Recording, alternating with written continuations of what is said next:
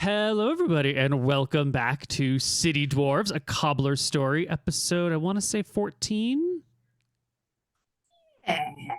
Yeah. Yes. Yes. Definitive yes. Yes. Just say it with confidence, they'll believe it. How are you all doing? It's been a little while. It's been like a month and a half. Yeah. Mm-hmm. It's been a lifetime since last we spoke. What happened in your lifetime, if you want to share? I was part of a film festival, film contest. I worked on 4 different films for this small short film contest, and 2 of them won awards. Congratulations. Congratulations. Thank you. Are you just going to leave us hanging with that information? Yeah, you got links, like titles? Like, are we going to go to a red carpet? So I'm in this acting class called the Actors Lab, and it's like there's multiple classes all over the place on the West Coast. So there's like 6 groups of people. And then the studio itself, the Actors Lab, puts on this little mini film festival every year for people who are in the class. And the rules are you have to shoot it on a smartphone. It has to be under 3 minutes, and it has to be done in about a month. And then I was sick when we could put forth our ideas and apply, so I didn't apply. And then in class I was like, yeah, if anyone needs help, I have tons of equipment, and I used to do this for a living, so whatever, anyone who wants help. And then it was yeah. So I ended up doing I shot 3 of them, I edited 3 of them, and I acted in 1 of them. That's really cool. Holy shit. Yeah, it was really, really Triple fun. threat. And I produced a whole day beach shoot where 3 of the films shot at the beach on the same day. So that was really fun. I was very in my element. And one of the ones I filmed and edited won the Coaches Award, which is all of the teachers choose. And then they have celebrity judges who are actors and casting agents and stuff. And they chose one of the other films that I acted in and edited for the 2nd place overall. Wow. And that's not anywhere you could watch them online right now. But I'm sure that I am not the director of either of them, so I have to wait till they post it. That is so exciting. Congratulations. Thank you. I didn't realize I had a bunch of people over to watch the award ceremony because it was on Zoom, and we didn't know who won. But those 2 won, and they were both there at my house. So it was really emotional and really cool. And I kind of didn't realize how much trauma I was still holding, because both of them made such a big deal about this wouldn't have been possible without Anna. And Anna's work on this is so great. And you can see this stuff that she did. So not taking credit for my work, and wanting me to be celebrated, and wanting me to be part of the team and all of that. And I think that maybe certain experiences in my past had led me to expect to be de-emphasized, or people to take credit for the stuff I did. And kind of being shocked by that not happening was very, very nice. And I cried a bunch, and then everyone stayed over, and we literally sat around the fire and played guitar and sang and stuff. So it's a good day. That sounds really nice. Yeah. What about you guys? Yeah, Rachel, top that, please. She can't. She's in a different place. I'm just slowly dismembering the last 12 years of my life and packing it into banker's boxes. I think the history of banker's boxes, those foldable cardboard ones with the lid, very sturdy, very expensive because they're a singular brand, and they have stomped out all other sturdy cardboard box with lid brands. My news so much less exciting. What about you, Jen? Did you even tell about your new house? That's exciting. My house is crazy right now. It doesn't have a kitchen. It doesn't have a floor on the middle part. My cats are confined to the big bedroom, and my backyard is growing wild. Nobody told me, Anna, you didn't tell me about the Pacific Northwest and how I wasn't going to be trying to grow anything. I was going to be Jumanji fighting against everything every goddamn week. You gotta let it happen. I put grass seed down and I was like, this won't work because never in New Jersey or California has that ever been anything but bird feed. My yard looks like a chia pet. Welcome to the land of lush. Let's complain about flooring together. I have so many new compartments that have opened up in my little gamer brain. I didn't want this. I'm so sore today. Take them out. Take them out. Right, Jen and I talked about houses when I visited her, and I was just like, I don't want to know any of this. I don't want to. I was like, man, anybody wants to like whine about renovations? I got you. I got some stories. I became my dad in like a day and a half. I was like, It'll happen. love a weed whacker though. Let me tell you, that is a I was fine really piece of jealous. machinery. I saw your picture of you with a weed whacker, and I don't have a weed whacker, and I had homeowner jealousy. Babe, I'm gonna get you a Ryobi. Same battery as my dustbuster. That's just like the synergy. Unbelievable. Yin and yang. Weed Sorry. whacker, buster. So I was like, not interesting, and then I proceeded to talk continuously. Somebody else, Jen, you got the most stuff, I think. Yeah, going I guess on. I'll say it here too. I already said it on my stream, so it's fine. So I'm pregnant. That's my news. I can't really top that. So like that's the best it'll ever get, probably in terms of big news. Like, how is it gonna get any bigger? Like even when the kid, I mean, I guess the kid being born. There could be two of them. No. One of my hopes was like, please don't let it be more than one. I'm barely equipped to do one. Like, don't do that to me. I'm not ready. I'm not even ready for one. I'm definitely not ready for two. The people that get multiples, man, I don't know. Even just fitting that into your belly sounds like a nightmare. Like, no. So yeah, that's what's up. I'm tomorrow I'm at 5 months and a half. So it's going really Wow. fast. You're past the halfway Yeah. point. Yeah, it's ridiculous. I know. I'm still processing. We have been gathering baby accessories furiously last weekend, which made me feel a lot better because I felt like we were very behind. And now I'm like, I feel better. We felt swamped for a while. We got a lot because my brother was like, I really don't have anything. I got rid of everything. Like, but come by, maybe I'll have a couple things for you. I'm like, okay. Then we show up. His living room is completely filled with like a mountain of stuff. And I'm like, it won't even fit in the car. What are you doing? He had stuff for kids up to like 6-7 years old. And I was like, I do not want that. I do not want all that crap. That does not fit in my house. I don't want your stuff. So I took some, filled up the car, and was like, that will be enough. Thank you. That was like really anxiety inducing, but then I was really happy after. Like, we did all the laundry, all the triaging, put stuff into containers that are like age based, like 0 to 6 months, 6 to 12, 12 to 18. Apparently that's all you count. I'll be one of those people that's like, oh yeah, 18 months. And I'm like, 18 months, that's a year and a half. Just say that, like, just say it how it is. It's like some people right now are like, oh yeah, I'm 22 weeks plus 6. Yeah, it's 22 weeks plus 6 days. That's where I'm at. Wow. Or you could say 5.5 months, like a normal human. Please don't involve math. I'm gonna get it Like, wrong with your baby. Why are people so? I don't know. That's I don't really know. I'm a interesting. hater. I follow the pregnancy Reddits, and I'm filled with hatred.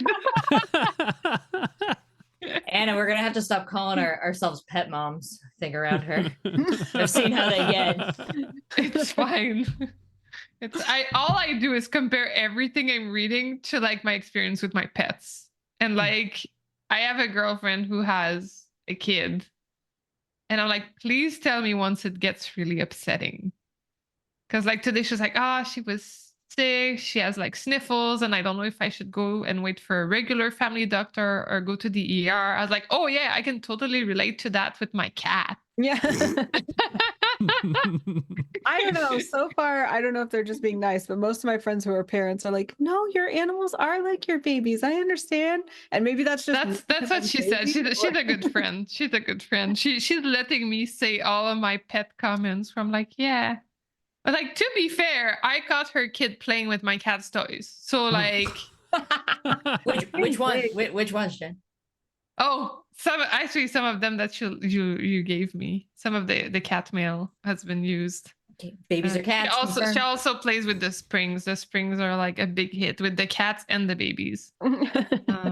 Just gotta make sure they don't swallow them. But it's fine. Just keep an eye on them. What about you, Neal? We had to get our cat's teeth cleaned, which, if you've ever had to get your cat's teeth cleaned before, is super expensive. It's like $1,000 because they have to put the cat under, and then he had to have a couple of teeth pulled. Yeah. And yeah, so that's why they tell you to brush their teeth, but then you don't do it anyway. I don't know if you can brush your cat's teeth, but it would involve a lot of bloodshed and pain and bad relations if I tried to clean his teeth ever. Do you do it, Anna? Is that why you pointed Well, up? my dog is as small as a cat, and a cat and a dog are not the same temperament wise, but her mouth is so small, her teeth just like rot. And so when I got her, I took her to the I had her, dental done, and they put her under. They called me and they were like, "Okay, well, we're gonna have to pull 17 teeth." And I was like, "How many teeth does she have?" They were like, "Well, dogs start with like 40. She was missing 3 already, so she's gonna have 20 left. So you got to take really good care of those ones.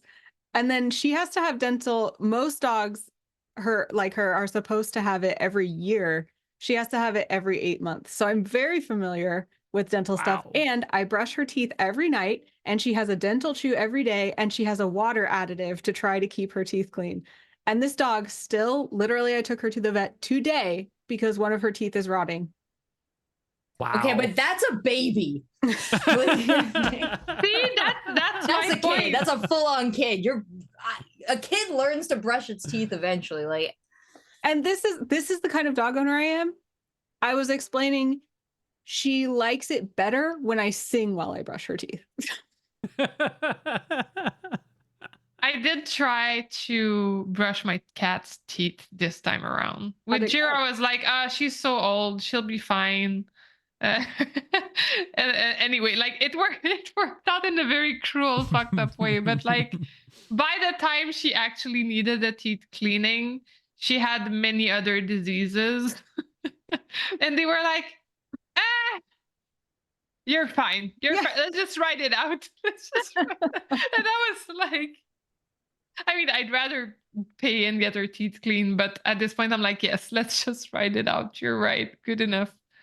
So I'm kind of hoping that my cats will be the same way and that it'll just build up for like 15 years and then I don't know. But yeah, I was like, they're so young. Maybe I should try and brush their teeth. Maybe I can save their little teeth. But man, it's hard. Tiny brushes. I have a tiny brush, and then I'm putting the tiny toothpaste on the tiny brush, like the cat toothpaste.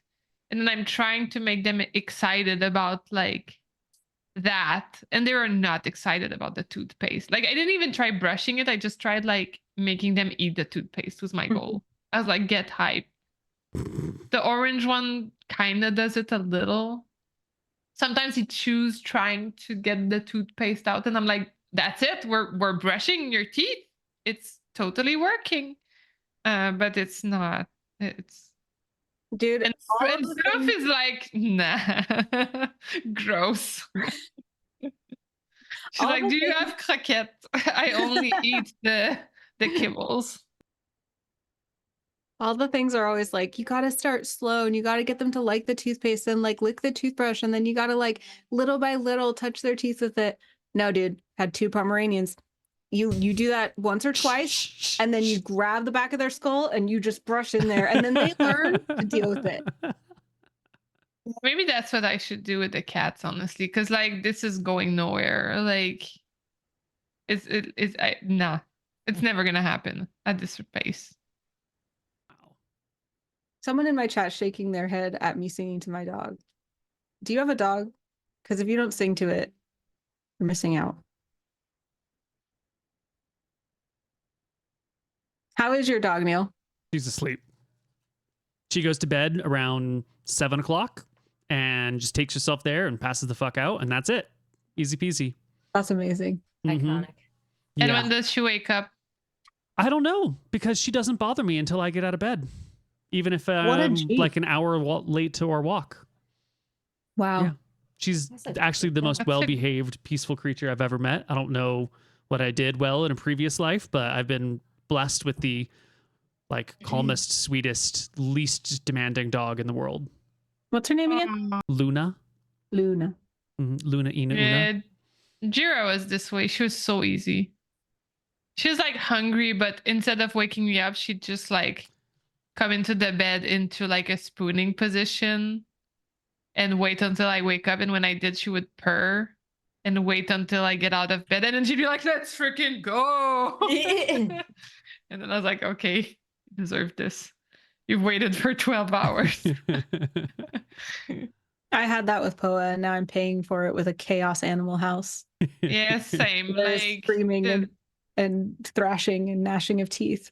yeah, the orange knows, you know, he'll try to bite your toes if you don't feed him, or your ankles. It's not like hard bites, it's like nibbles, but it's enough to wake you up for sure.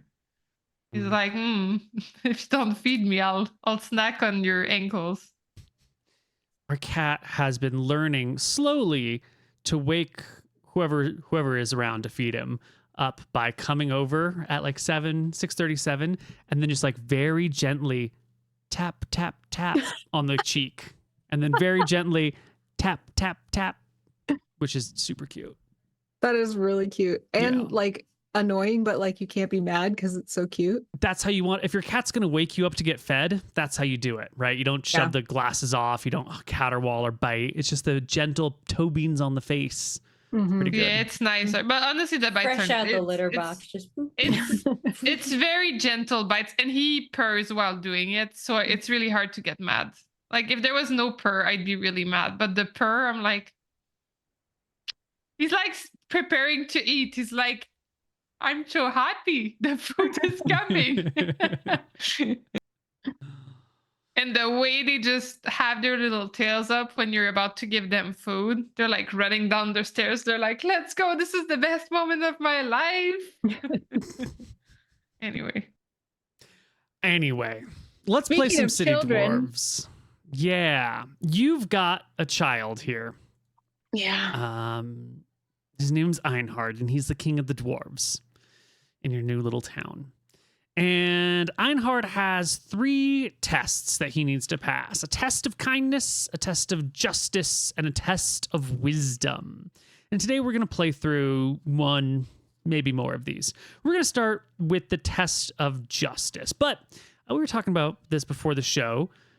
If I were just to play Einhard and then the other NPCs and have Einhard go on a quest and have our players sit back and then decide if Einhard was just or not, our session would essentially be me solo sessioning and then the party with popcorn being like, good job or bad job. And Which that I might love not... it. We were all on board for this except Mhm. Neal. Weirdly. No one wanted to do this. I was really excited and they said it would be bad, that I talk too much. So instead, we're going to do it a different way.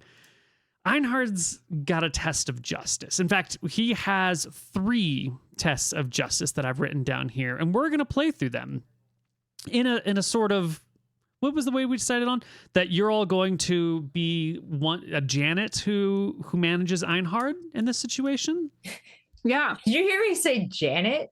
No, you said like Janice or something, but I Yeah, only okay. know Janet from The Good Place. What's a Jan- Janice? Janice is like the 2 heads, so you're like the Dr. Jekyll, Mr. Hyde, like, you know, this is 2 faces looking at What one is giant this? But head. then Janet sounds good too. But yeah, I like also like not a girl, not a robot. Like you can do that too.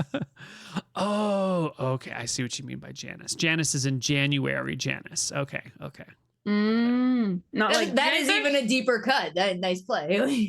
You guys are so smart. I went with Janet too. I was like, good enough. That's all I know. figured. This is Yeah. a flaw of my East Coast vernacular. I'm very sorry. The pronunciation's gone this way. I mean, obviously, Rachel couldn't be saying anything other than Janet. You know, we were just assuming the correct vocabulary on your part. I think that Jen should play Einhard, and Rachel and I should be like Einhard's advisors. All right, Jen, here you go. I'm Einhard. You are Einhard. You are sitting in Einhard's throne because you're Einhard, and that's where he sits, is in the throne. Yeah. Yeah. And today is court day, and multiple problems have been brought before you, Einhard. There's been a tragic accident in town. There's been a landslide, and this landslide has come down the hills that the town abuts and completely destroyed someone's house, killed a couple of people in it.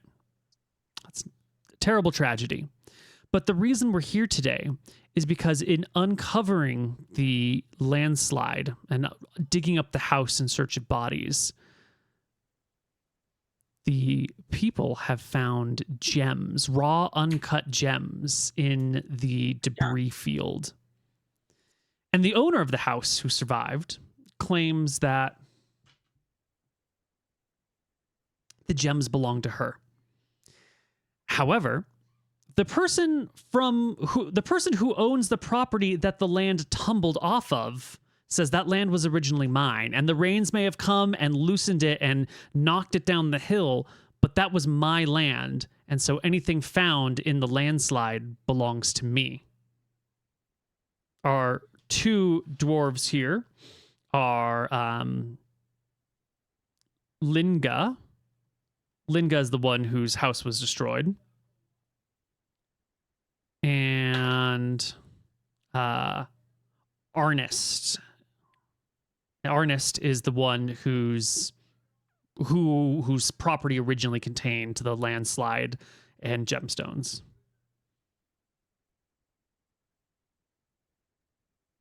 So what do you think, Einhard? How is justice best served here? And if you have any questions of Linga and Arnest, I'm happy to ask them or answer them for you in character for each of them. And you can always rely on your advisors. Yes to all of this. So as per tradition, Einhard is trying to be wise as well, right? Wise, just, and kind. So in an effort of trying to be wise, he set up this thing where people go to court, plead their case, and then retreat to some other room that we made up. That's nice. There's tea or whatever. There's some gems too. They can look at them. They're great, beautiful gems. There might be sculptures of Einhard too. They can look at that as well. And then he just talks with his advisors every time to make sure that he's seeking counsel, not making decisions off on a whim. He's trying to learn. Yes. And learn you shall. So, advisors, how do you feel about this? Are there any questions we should ask? I'm trying to think of what my name is.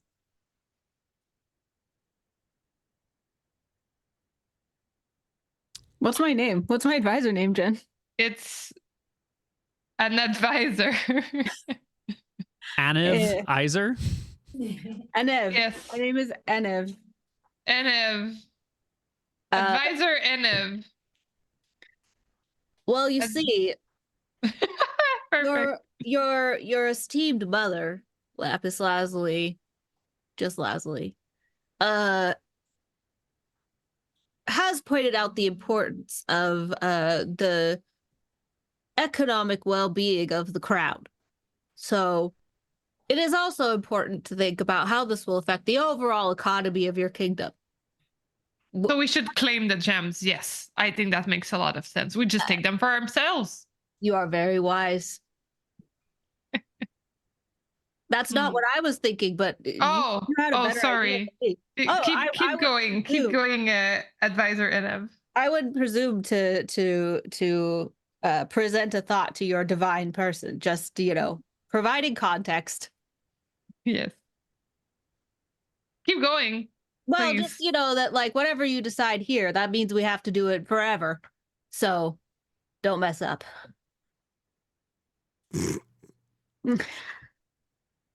Well, don't worry about that. That's not my style to mess up. For I am a demigod, so of course I'm blessed with some divine knowledge. Of course. What about you, Rach advisor, Chilra?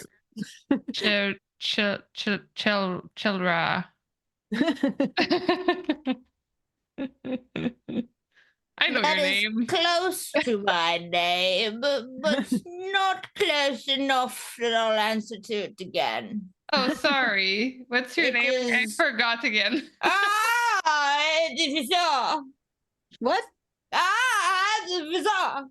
Oh, Zivza. Expand your cultural horizons. Zivza. What do you think about this situation?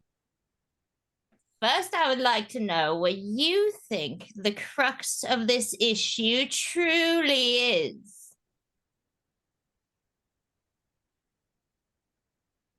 What do you mean by the crux? What is at stake? What must be divided? Who will be lesser and who will be grander for this division and dispersal? Tell me the parties. Tell me what you see as the issue at hand. A landslide occurred, potentially due to the gods, maybe not, unsure. People found, indeed, raw uncut gems in the debris field. We do not have much information about if they knew about them before or what they are. And yeah, the owner of the house claims it's them, and the other one from the landslide claims it's theirs. I think we should ask more questions to understand what gems we're talking about. Worth knowing, your divine majesty. If the person whose house was leveled, if they are going to be seeking assistance from the crown to rebuild their home.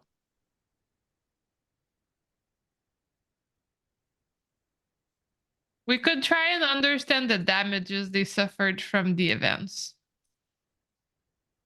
It is wise of you to point out that we don't know the cause of this landslide, because if the fault lies with the person whose home, whose dirt did end up on someone else's house, we can't ignore that fault.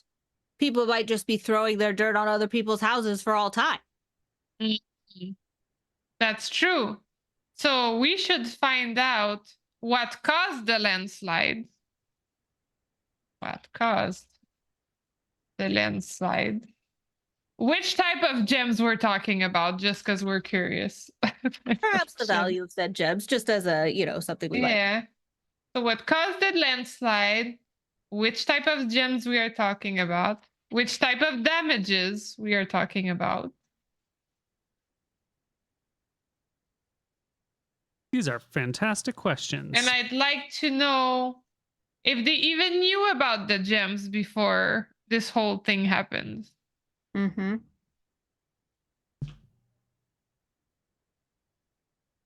Because truly, even with the landowner and the house owner, if this was on the land of our kingdom, maybe the gems are ours after all, and they deserve to be in the tea room with all the other gems that we've collected across all of these trials. You are wise to ask many questions, but you would be wiser still to question more. Ask yourself, what is ownership? What is entitlement? And how is one entitled to exert it. Please. Well, ownership for me has been granted by my status in life, by my being tied up to the gods, and just by my way of being. So You will not get far, small baby man. With such ideas of entitlement and power bestowed by birth. You fool. You are not on a quest to prove where you were born. You are on a quest to prove what you will do with the powers given to you through your birth. And to find out if you're worthy of more. Well, of course I'm worthy, but I would like to earn it anyway. Because I'm that humble. Yes. Of course, none of us would question your worthiness, your divine, sparkling highness. Thank you. Sparkling hiney. Heiny. That only my mother gets to call me that. If only she were here right now to see you. Throw a little tantrum for what you deserve. Get out there and prove it, boy. I will. Oh, I will. And then I like slam open the doors and I'm like, come back to the court. We are ready. Quickly, the two people who are bringing up this matter, as well as all the others who come to witness the events and the others who have matters to bring before the court, file into the room and gather round with the two, what's the word for two people who are in court over an issue? The Plaintiff and defender? I don't know. Plaintiffs? I think plaintiffs is the right word there, yeah. The two plaintiffs. I should know that. I studied in law school, but it was in French, so... You still got the right word. Well done. A+. I watched Judge Judy. A-. Linga and Einhard are before you. And they look at you from their, their kneeled position.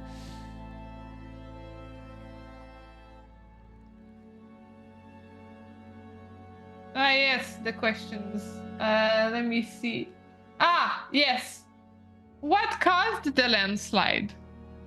Einhard, the landowner, will speak up and said, "Well, my dearest, greatest lord, king of all dwarves, demigod, peaceful ruler of our people. Why land falls, no one knows. No act of dwarf, nor human, nor gnome, nor halfling, nor monster seems to have provoked it.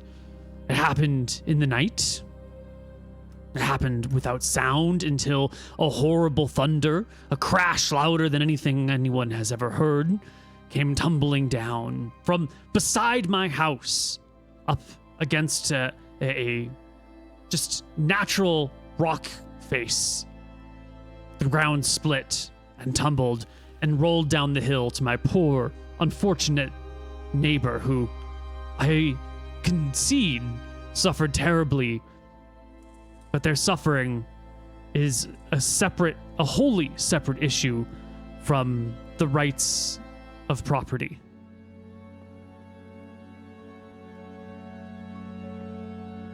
Now, Linga will speak up and say, "My Excellency, the greatest of all dwarves, born today or born in the next 1,000 years, I was dutifully doing my job, resetting the night nets for the eels down at the lake, far from my home where my spouse and my children lived. I heard the tumbling. I looked up, and even though my eyes are as good as any dwarves in the night, I could not see so great a distance. But I could tell that there was trouble, and I came running only to find my family dead. And with my two hands, I began to unbury them with rocks, digging through the dirt as quickly as possible, throwing the gemstones I came across far from me in an effort to find if my family was dead or not. And when we uncovered their bodies, and all was lost, I grieved. And it was only when I saw Einst over there picking through the rubble that has been pulled off the bodies and plucking out the gems and taking them back to their house, did I realize that there were 2 evils played today. 1, perhaps a divine act by gods, perhaps not. 2, the greed of my neighbors.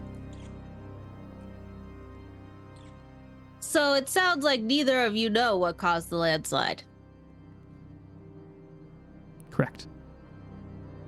We will need to do a more thorough investigation of that. But thank you for sharing your story. And what does it they say about people who lose loved ones? The bereaved. What do you tell them to make them feel better? Oh, ELHF. I've seen it inscribed. I'm not sure what it means. Ah, yes. yes, that's a very polite thing to say. Okay, well, hearing of your personal tragedy with your loved ones, I would like to say, from the bottom of my heart, GLHF. They look on in wonderment and then bow deeply. Your Majesty. Yes. We may want to consider the responsibility of every citizen to protect their fellow citizens. I wonder if we may see whether there was preventative measures taken by the one whose land fell. That's a good point. Was there any type of fencing or stone holding the dirt that fell upon the house? Or was it always the same way? Einhard speaks up and says, "My great king, my glorious and divinely inspired ruler, we have only but recently settled here. No land before in the borders of our great city has crumbled, and I had no reason to believe that a sloped hill such as that would crumble. I would no more take measures to fence in the very bones of the earth than I would take measures to move an errant hair upon your head. Would such a tragedy ever befall us, which I do not think it would. Who could possibly hold back the bones of the earth? What sounds to me, and I do not know your infinite wisdom, but it sounds to me that holding back the earth with more earth would not work. It's a fair point. It might be have we ever heard of any landslides before today? Ever in the history of the earth? This might be the world's first landslide as far as you're concerned, because where you're living, the other city is on like relatively flat ground. And now here you are in this hilly area, and there have been some other people who have lived in hills. They might have experienced this, but none of you have ever seen it. You never expect that I've never seen a landslide before defense. I mean, it's a pretty decent defense, to be fair. But with all our history, and I don't know if this carries over as advices to stone history. Well, we are dwarves with a long line of fucking with the mountains. Going back, I've got to say 8 to 10 years. Ages. Untold. In those 8 to 10 years, none of you are aware of any landslide, especially no landslide that has affected a people. Maybe some dirt had fallen over there, but nothing of this magnitude, nothing that would be life-threatening and devastating. Okay. All right. Ready for the next question. I have some wisdom I've taken away from this. Yes. Which type of gems are we talking about? They're uncut, you said. Uncut paradots? I don't know how to pronounce this word. Peridot. It's an olive green gemstone. I think that In American English, we say peridot, but I believe it is technically peridot. Peridot. I like that. Sounds better. Not positive, but Gotta go back and watch Steven Universe. I'll be able to tell you. Steven Universe says peridot, Does it? Okay. which is I always thought that was wrong. my So. benchmark. So It's okay, let's call them Peridot. Do either of you own any gems? Einst speaks up. I own a great many Peridots. As well as a founding member of this town, one of the, what was the term for those things? The blob. Thunder eggs? Oh, the geode? The geodes, yes, as well as one of the founding geodes. One of the And how many paradigms bought back a human life? Wow, good question. The price of life is not for me to judge, but I put forth property rights are separate from the issue of loss of life due to an act of the divine. Malchus surely created this landslide, god of chaos. The by the way, someone in my chat knew that the word is litigants. Oh, Amazing. thank you. Thank you, Thaddeus. The litigant invokes the name of, excuse me, what god was it that you just? Malchus, god of chaos. Malchus. Invokes the name of Malchus. Your demigodness, you certainly could ask your peers, the gods, if they would like to take responsibility for this. I could consult with the gods, at least to find out more about the origin of landslides. I also watched the person who said the god's name when I say that to see if me saying like let's ask the god brings him any discomfort at all. Not even slightly. Okay, he believes it. Okay, so you said you own a founding geode as well as uncut peridots. Mm-hmm. How many exactly do you own? Do you claim to own? Question, Neal, though, as the dungeon master. Mm-hmm. Have we actually found all the peridots in this landslide? No, that's what they respond with is, I have in my possession 20 of my stones, yet their house remains covered by a great deal of rock and earth. There may yet be more uncovered to uncover. So you went ahead onto their property to collect 20 peridots after the land slid over the property. No, all of the neighbors came when we heard the sound and began to dig out the house and look for the injured. It was not until the bodies were found that I happened to notice on the ground were uncut gemstones. And then, rightly understanding that anyone who sees them would pick them up, I gathered them as they, I believe, belonged to me. They were my land that was taken from me against my will. And so I understand that you were not aware that you had peridot on what you claim is your land. And you don't know how many. That is correct, your great and magnificent lordship. And there is some concern that if you go digging for more on your land, you might cause more of these tragic landslides. Is that how they work? I would not know.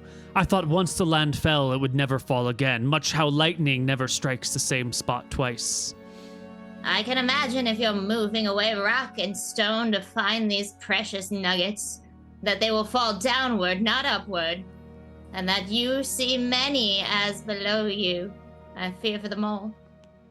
I shall endeavor to excavate with care and discretion, and based on the great wisdom provided by our most magnificent leader, I shall find some sort of wall to retain the earth and build it there. Oh, I was gonna suggest that. You picked up on it. That's good. Yes, I do think, based on my wise advisors, that one should protect their neighbor. I understand you didn't know about the landslides. We all didn't. But from now on, we should all be aware of what could cause a landslide and make sure to take the appropriate measures. However, I had an idea when you were talking about the peridot. What if, to settle this, we went to your land, because there still must be some land, right, on your property, and dig there to see if we find any peridots. Because one would think if peridots came out of your land, there would still be more on your land. Quite possibly, your lordship. Because the peridots could also have already been on the house's land rather than your land. It was within the debris that fell. There's no way for it to be picked up. When I see not my graciousness, and I maybe because your wisdom is far greater than mine and your perception 10 times what I could possibly muster on my greatest day, but I know not how the land could be ripped up and then placed on top of the house from Linga's place. All the land clearly slid down from my more altitudious residence. So when do you cease to own land? If I took dirt from your house and I moved it across the city to another house, do you still own that land? If it was done against my will, then it's theft of property. No different than if you took my hammer. How far down does your land go? To the core of the earth?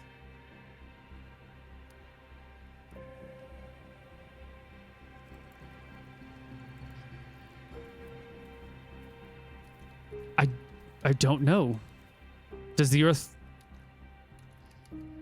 I imagine as far down as dwarves can dig.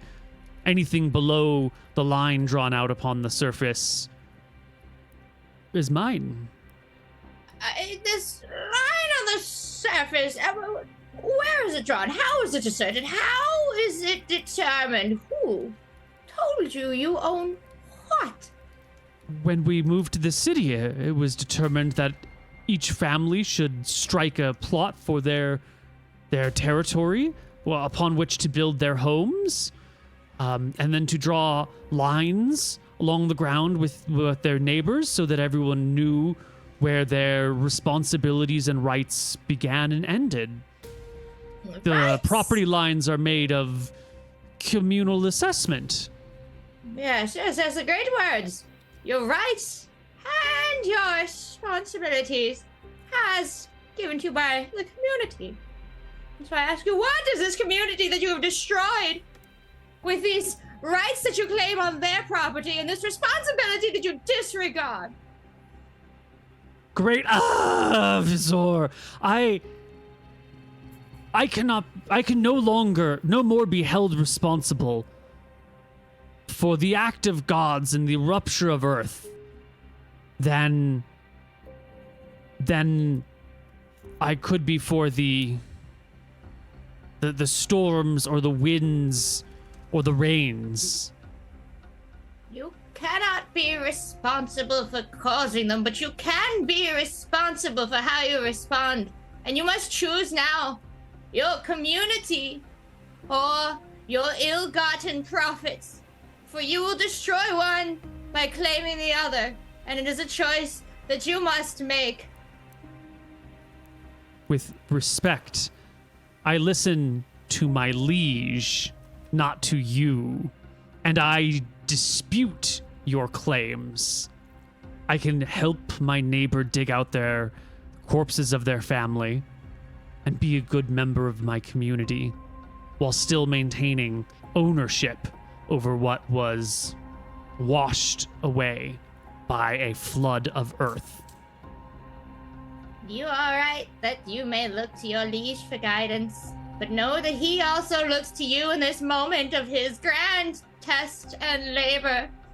And so you may damn him with your insistence, or you may guide him on to greatness as someone who lives on the stories, as pure of heart and unselfish.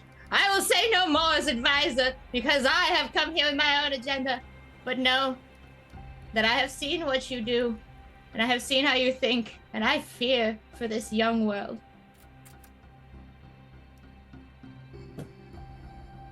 So you weren't aware of the peridot. No, your lordship, I was not. Okay, good to know. Was anybody aware of the peridots on this land? The room Could is anybody be silent. aware? No. Have we dug on any of the land that we've settled on since founding the city? Yeah. And found stones? No. Well, there was the geodes that were found. The original geodes were found underneath where we settled. Right. But these appear to be the first gemstones to have been uncovered, and they were uncovered, through unfortunate ends. Okay. Taking notes. Einhard does not take notes. He asks one of the advisors to take notes. My lord, it may be worth asking, what kind of government would you like to have? Because it is possible that the concept of property means nothing, and that in fact the state owns everything. Or it could be that everyone owns the same amount of things, and all the peridot should be split between everyone. That is true. That is a big decision we are faced with today. That goes beyond just the simple rock and squashed dwarves. My great liege, may I have something to say if you would hear my words, says Linga. Yes, of course. Please speak. Just as Ernst said, the rockfall landslide was an act of the gods. I too believe that. I hold them not responsible for the deaths of my family. But if the gods moved the earth from their land to mine, surely it means the land is mine now. Ah, theocracy, indeed.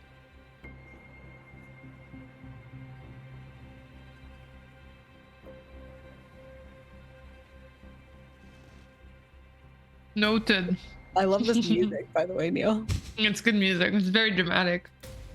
That is a fair point. I do think I need to investigate with the gods what led to this event happening. Because indeed, maybe it is to say something. Maybe it's a sign of something, and we should take that into account. All right. Yeah, I'm out of questions. So I think our next steps would be to talk with the gods and get back to you. Okay. You can go speak with the gods. I somehow bring the advisors. That was a bumpy ride. Yeah, we use dimension door or something. I don't know. I think you just go to a separate room and you call to them. Yeah. You call out to your parents, for that is what they Yes. are. Who are my parents? My parents are Nadinus and Adinus and Lazarus. Aster? No, not Lazarus. Aster. Leslie, yeah. Adinus. That's right. I don't have two godparents. You have like an uncle or something too. Yeah, I have an uncle. That's what I was going with. Doesn't his name start with an A? Astaire. Yeah, that's Aster. Okay, I was not crazy Yeah. with the Aster uncle. Yeah, you got a bunch of uncles and aunts. All the gods are sort of related to you. Mm-mm. So the Nadinus was nature. Yeah. Aster was. Law and order. Oh, he could be useful. Law, order, stability, truth, unity, cooperation, teamwork, protection, acceptance, and mountains. And also, weirdly, being kind of a dick. Yeah. I mean, have you I don't seen think Law and he's a Order? dick. Have you watched those cops? definitely like the influencer who's like, I'm anti-bullying, and then somebody comes out and is like, yeah, she slammed my head into a locker every day for 6 years. Like, Esther, big vibes. All right, so there's Esther, and then we talked about Malchus. Is Malchus my uncle as well? Yeah, he's also Nadinus's brother. He's the god of chaos and movement, swiftless travelers, silence, glibness, excitement, humor, lies, teenagers, secrets, secret passageways, mischief, canyons, and humans. Sounds really fun. That's what Einhard thinks. If I'm able to do it, I would like to see guidance from Uncle Esther and Uncle Malchus. I feel like they're the right people to summon here. Sure. You can... What words do you use to call the gods to your presence? How would you do like that? Like a teenager. I'm like, you know how they go, like, not the teenager, like a kid, like... So it's like, stare, Malchus. It's like the squeakiest little voice. And I use like the sending stones or something to do it. Like we have magical, godly sending stones. Is it sending stones? You know, like the Rocky Talkies. The walkie-talkie. I don't know what you're talking about. But you call out... You don't know about the Rocky Talkies? I don't know about the Rocky Talkies. It's like talkie-walkies, but with rocks. I get it. I get the concept. There's a spell where you can talk from like a rock to another, no? Yeah, sending stones. I get it. I just didn't think that we had talked about it in this campaign. No, I don't think we did. Universe, I don't know. I don't think it is, but I think we came up with some Rocky Talkies to talk between the planes of humans and gods. I don't know. If we haven't, I feel like we're doing it now. Yeah, you're inventing it at this moment. Yes, the Rocky Talkies. Well, you call out, you bang your magic rocks together. And with a blinding flash of light and a wisp of smoke, before you stand two gods of equal height and stature. They look sort of like siblings, but plenty of differences across them. Esther has, light-colored hair in this appearance, sort of a large barrel chest and a thick, coarse beard. Malchus has this sort of like slicked back hair that's kind of off to one side and more of like a nice cut that's like really long and dangles, and loose hanging clothes and a little bit more slender, clean shaven, with darker colored hair. And they look at you. Malchus is the first to speak. Einhard, first of the demigods on this part of the world, how dare you call me like that? How do you want to call? How do you want me to call you? Like Malky, Mama? With respect that you would show your superiors. Fine. Uncle Malmal, with respect. I'm really glad you're here. Uncle Malmal laughs at this. Esther furrows his brow furiously at you and mutters to himself quietly, "This dwarf had better shape up soon." I actually called you guys seeking some advice. So we have this really bad case of what we decided to call a landslide that ruined the house and killed some humans. And we don't know what caused the landslide. There is the gossip in town. Oh my god, my cat is like going at it. I don't know if you guys can see her. The word in town is that it might have been caused by the gods. Are you aware of this? This is the first time I've ever seen this stuff happen. Esther quietly and calmly says, "I am Lord of Mountains, and I tell you that they are large, strong, sturdy beasts that move not an inch unless provoked. Malchus kind of rolls his eyes and goes, yeah, sure, they don't move an inch compared to their whole size, but like a tiny movement for a mountain's a huge movement for a dwarf. Don't listen to him. Things fall down all the time. Anything that goes up comes down. You put earth up high, it's gonna come down. It's just how shit works. And Astaire looks over at Malchus and goes, silence, you fool! Rocks are stable. Earth is strong. It does not move unless acted upon by some outside force. The land that you say fell? Well, it fell because the earth was wet. It fell because water is fluid, and it undermines the strength of the earth when it is wet. Malchus rolls his eyes. Wet. Oh, it doesn't move, but it does move if it's wet. Are you saying my mom caused this? Isn't she like goddess of nature, the storms, the rain, all that?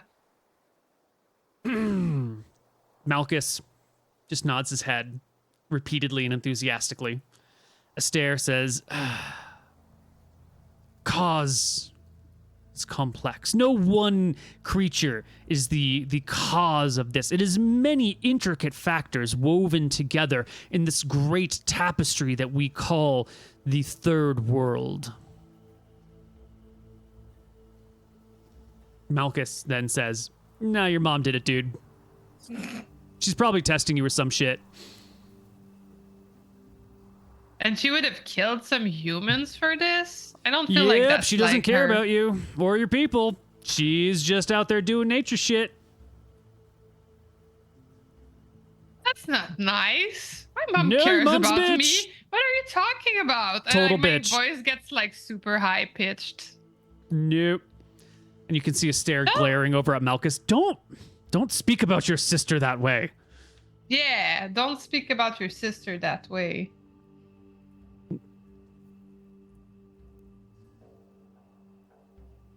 You're being a jerk. And then I look at Uncle Astaire. He looks at you with like he gives you that look of like it doesn't matter if you're right because you're being wrong. He gives you the disappointed in you. All right, guess I'll talk with my mom then, since she did the whole water rainfall thing. All roads lead back to mom. Mom! That's exactly what I was about to do. All right, well, anything you guys would like to add about this? Us or the gods? Oh, the gods or the advisors, anyone, really. The other two take a step back and wait. The gods, that is, step back and wait. I only caution you, young man, when you speak to your mother and you speak of justice, you think of what it truly means to be fair.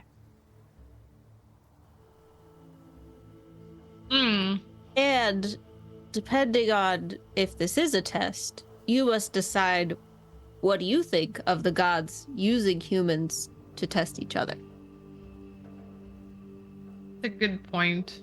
And far be it from me to tell you about yourself, but it is worth noting your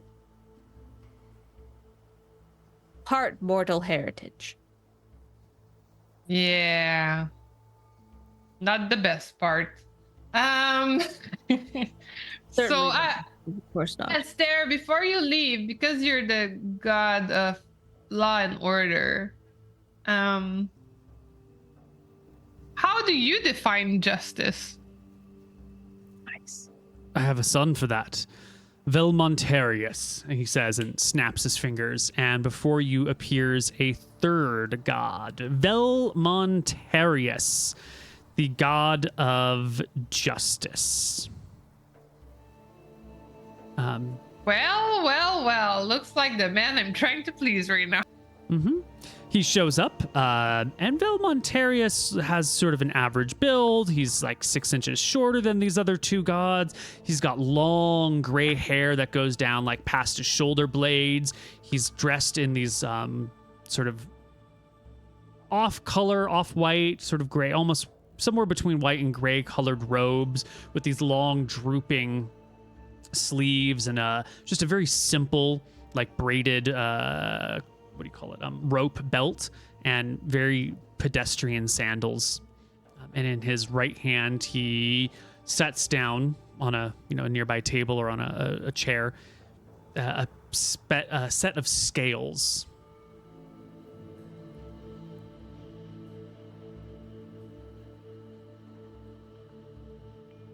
Hey, Velmontarius, God of Justice, nice to meet you. I'm Einhard, the son of Nadinus and Lazuli. Yes, your name is known to many of us. Cool. Bastard offspring of the deities ourselves. Not cool. I was hoping that just dropping Lazuli in there, you'd assume she's a god, but I guess that didn't work. But she's great. If you guys took the time to meet her, you'd find out that my mom is a pretty great mom. Just putting that out there. Anyway, so I see your style and everything. The shoes would need to be changed, but besides that, pretty cool. I should probably get that for the whole justice gig. So you have scales here. So how do you define justice? I'll point to the right side of the scales. Shades of gray are made up of patches of light, and then he points to the left side, and dark. And as he points to the right side, the scale sort of tips, and he points to the left side, and it tips the other way. Right and wrong are absolutes, and they can only be judged from a seat of dispassion. You may not like it at times, but justice is the path and the price of a good world.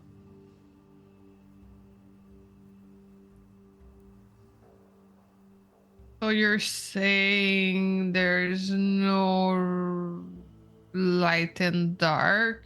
No, I'm saying everything is is gray? made up of light and dark. Ah. Okay. There are rights and there are wrongs and they are absolute.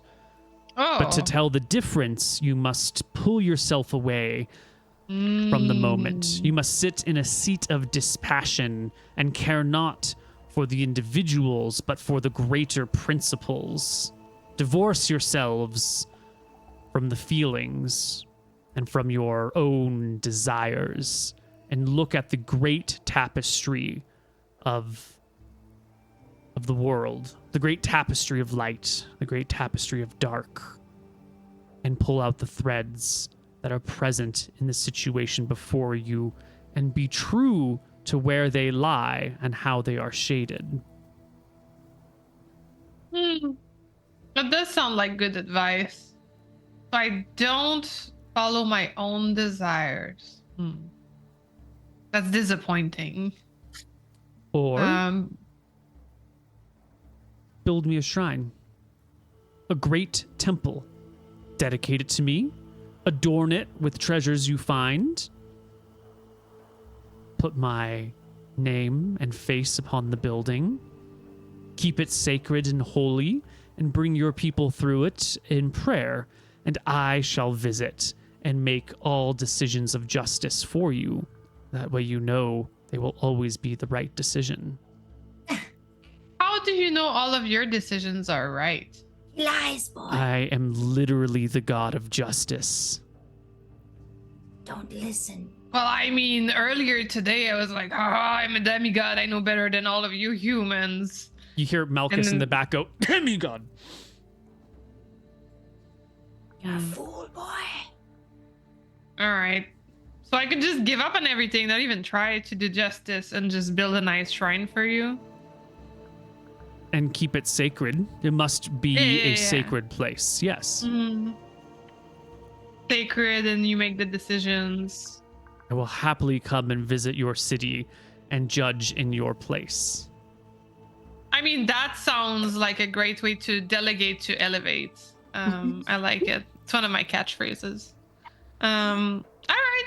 I'll think it through. Like, that was good advice. Think of the greater principles. Take a step back. So stop caring about individuals. They're whatever. I like that. Okay. All right. So that, or I give up. I do a shrine. Cool. Sacred shrine. Lots of love. Patrons. All that jazz. You make decisions. Okay. All right. Thank you, Velmontarius. He will take his scale and also step back to stand next to his father, who's a stare. Well, that was super useful. Thanks, guys. The three gods sit or stand and watch. You can go now. They stand and watch. You're not leaving? Nope. I exit the room and close the door. You guys need anything? Some water? I don't know. Do you guys drink water? Is that just like a demigod thing? They just look on in bemusement. You can see Malchus kind of smiling, being amused by this. Astaire, just always disappointed with you. Just everything you do, everything you touch is just not good enough for him. And Velmontarius just kind of drab and plain and wearing cheap peasant's clothes. Yeah. As I close the door, I'm like, man, this guy is so disappointed in me, and I didn't even tell him his little nickname. Uncle Ass. He'll never know about this one. I think he'll hate me forever. Mal is cool though.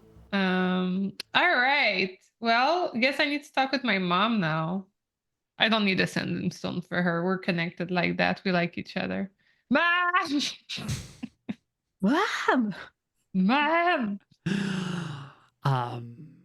There's the sound of a crack, and looking down to the ground where the sound emanates from, you can see the ground beneath you splits a little bit, and a quickly growing stem begins to protrude from the ground, ending in a bud that grows larger and larger by the second until it is the size of, well, a human or so. And this bud begins to flower, and as it flowers and unfolds, it then begins to rot and decay. But standing inside the egg-shaped shell of the flowers is Nadinus, goddess of nature. Hey, Mom. I've been working on this whole 3 labors of Einhard thing. We're at the first one. I'm really trying to do the justice test. I don't know if you're aware. Are you aware? I am always aware of what happens in your life, my son. Oh, that's sweet. I told them you care about me. They said you didn't, but I knew it in my heart. Do not listen to your uncle Malchus. He is the god of lies and treachery. Oh, that makes sense. Yeah, he was not very nice. Also, Astaire was so judgmental. He is harsh, but he speaks truth. Truth that we may not wish to hear, but truth nonetheless. Okay. Well, so we have this whole thing happening in town. There was a landslide. I don't know if you heard about it. I guess you kind of did. It buried some people. Some people are died. It revealed some gemstones. People are arguing about the gemstones. But then I asked my uncles what could have caused the landslide to maybe have guidance and understand what's going on with the gods in this. And then I found out that you're the one who did the whole rain thing and wet the earth, which caused the landslide. Rain causes many things. It creates creeks and rivers from which we drink. It gives life to plants, which decorate the land and give us all nourishment. We cannot exist without rain. And But people died. Many people will die. Everyone will die eventually. It is Not the me, though. way of life. I don't die, right? My dear son, you will die. What? One day, you will die. You will cease to exist. Your spirit will be split in twain. Your divine nature will be returned to me. Your mortal nature, and she kind of points up towards the sky, to the All-Mother, to Falumbra, the moon, as you might know her, goddess of souls, repository of all life, and your mortal soul will be splintered and spun again into new souls that populate this earth forever and ever. So in some ways you don't really die, but you will die. And you won't die. Not as you know it. No. Well, shit, I did not get the good end of this deal. Should have been a god. But anyway. Alright.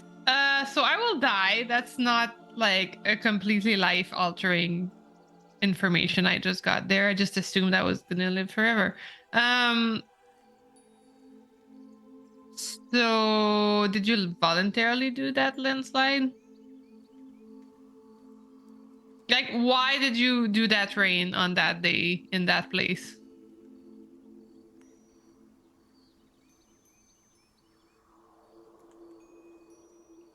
What's the purpose? Was it to feed some plants? You could not possibly understand the many realms of reality I see at once. The question does not make sense.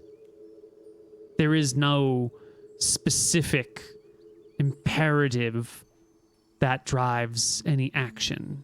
There are only confluences of disparate needs and wants that make things happen.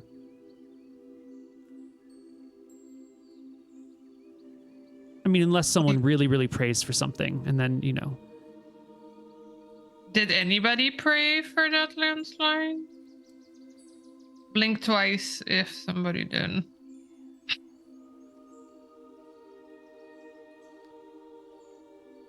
No one prayed for that landslide. But this is your last get out of jail free card, so to speak. If you are to be a great ruler, you will not always have access to the infinite knowledge. You must learn to judge things for your own. I'm sure your other mother would want that as well.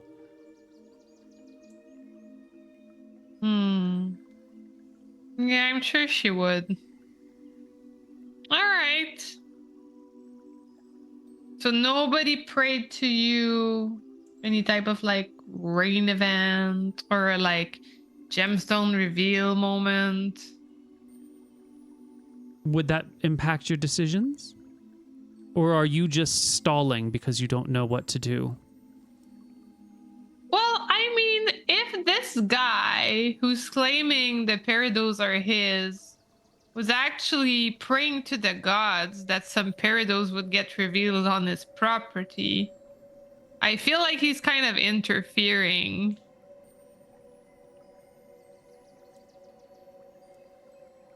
You cannot. Arguably, his prayer caused the landslide.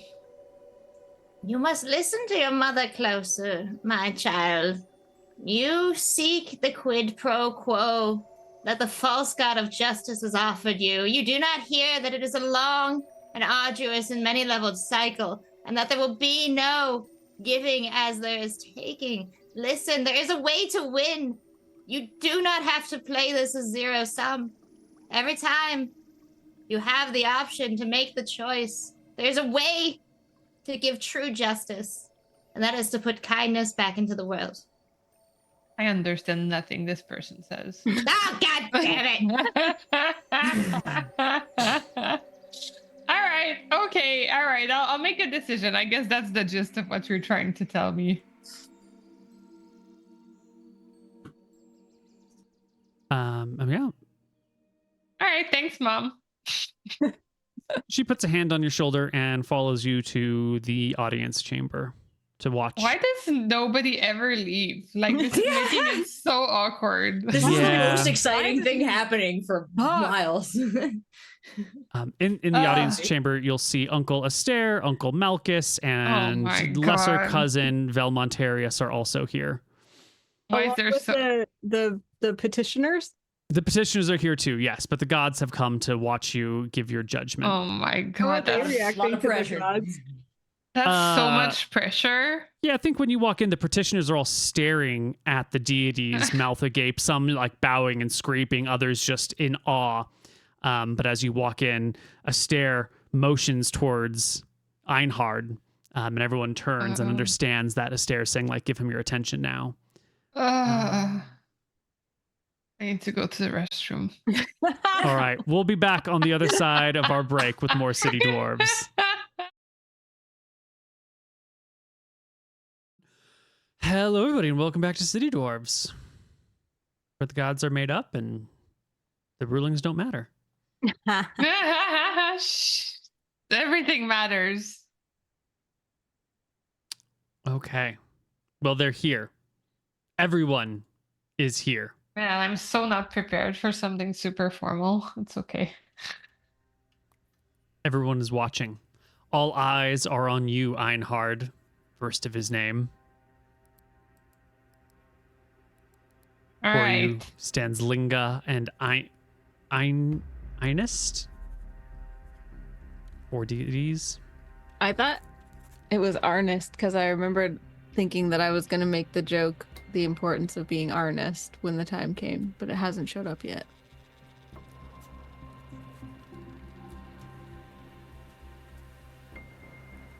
But that's neither here nor there.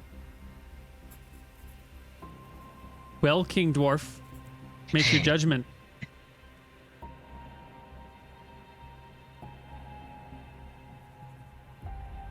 I whisper to the advisors, I do not feel equipped for this.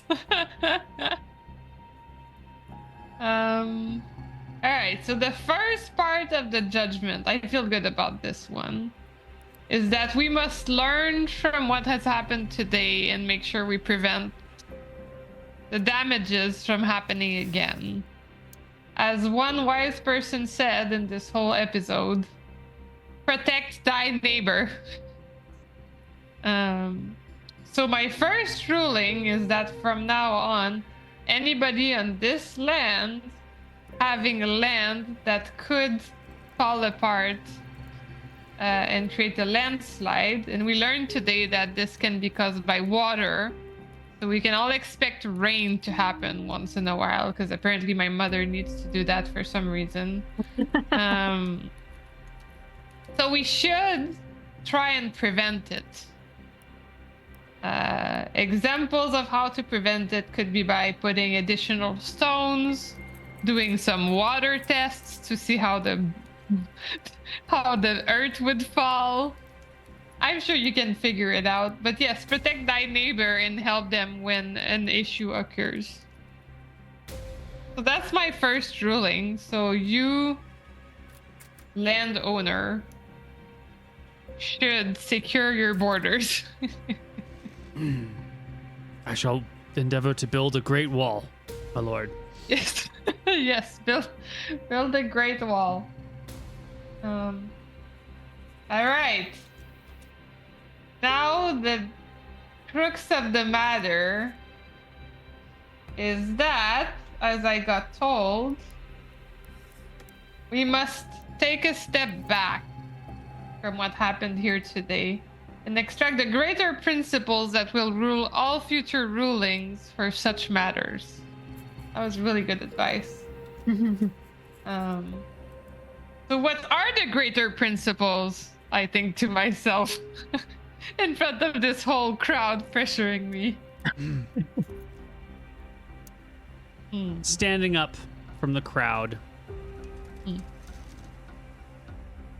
is a dwarf, a middle-aged male dwarf.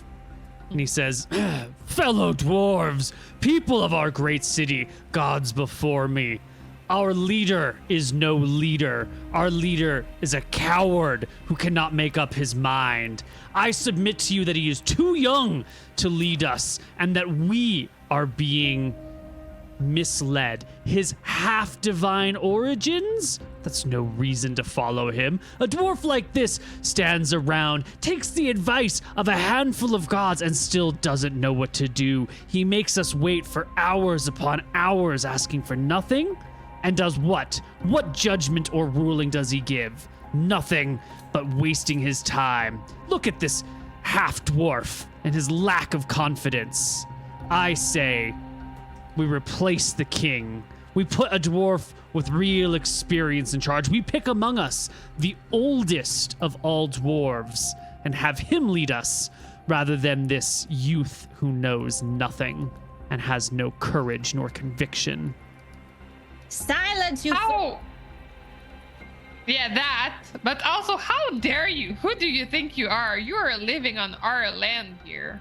If you're Your unhappy, land? just yes. I've worked this The land land just of as the- hard as anyone else. What have you done other than been born into a lap of luxury last week? It's We been more than a founded week. this city. We came up with the whole founders, creators things. I led people on the dragon bird rock guy. Bah. But when How push did you comes to even get shove, here? what do you do for us? Nothing but waste our time. I was trying to do a just ruling, not just something out of thin air. Do you want me to do a random decision? Coward! He calls. Coward! Well, I guess we'll have to deal with your case afterwards. Because right now you seem like a very displeased citizen that is spewing pure hatred, and I do not think that is a just behavior towards me who's trying to do the right thing. There's no hatred. I just want competency. I want a leader who can lead, not who sits around hemming and hawing and not sure what to do when they've had the wisdom of 4 gods in their hands, Yes. including the god of justice, and you still don't know what to do? How could you ever lead us? Coward. What would you do if it's that simple? I'm not gonna do what you say just out of spite. Look at this. A leader who leads from a place of spite wouldn't listen to good advice even if it bit him in his rear. We can't abide by this demi-leader, this half-dwarf, this half-mortal who doesn't even share our problems. Can we just take this guy out of the room? At once. I summoned the guard. Out with him. Out. How weak All right. is your instinct for justice if it cannot withstand scrutiny? He brings valid points, but there would be valid answers if you could find them. Well, he just wants me to rush into a decision to prove that I know what I'm doing. That's ridiculous. He is a I am- fool. I have learned by many people that apparently I don't know everything because I just showed up on this earth and I should take the time to make the right decisions and not just do whatever the hell comes into my head. So this guy is a fool. You are so much wiser for what you have learned, small half-god. Do not All be right. swayed by your uncle.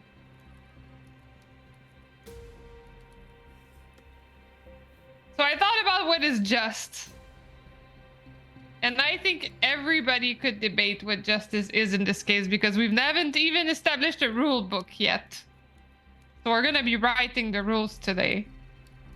You know what? This guy has the land that he was supposed to get by doing the whole gemstone, the whole geo dance thing, right? He was a founder. He got his land. His land got displaced. He should get what he thought his land was back for sure. This person got their house crushed. They also don't deserve that. We should fix their house. But nobody knew about these stones. These stones are a surprise to everybody. Honestly, I think we should use these stones to bring the land back, rebuild the house, pay for the funeral, And then whatever the money is left, we should talk about each of the damages they had. Arnst speaks up. You're saying, my lord, that the land, the wealth from under everyone's house belongs to all. Yes. So if I sit back and do nothing but daydream and sky gaze, I'm entitled to an equal share of everyone else's labor? No, that's different because you didn't work for those stones. Those stones were just there. No one else worked for Arguably, these stones. I dug them up. Yes. I found them. In a landslide, perhaps, but I found them nonetheless. They were underneath my land, and no one else has worked for an ounce of those stones at all. How could you just distribute the wealth that was mine? What is the point in then of having land that is owned if the contents of it are just given to anyone who does nothing at all? That's what I meant by damages. We can compensate the time you took excavating the peridot. Would you like the mandate of excavating all the peridot and get maybe parts of the peridot? It sounds to me like it's best to own no land at all if it only comes with responsibilities and no rewards. Yes, I forfeit all my land. Back. Right here, clerk. Here, bring us a contract. He can cede his land back to the state. Only if I, like every other citizen, get full rewards of any wealth or riches found within the earth. If that's what you're proposing,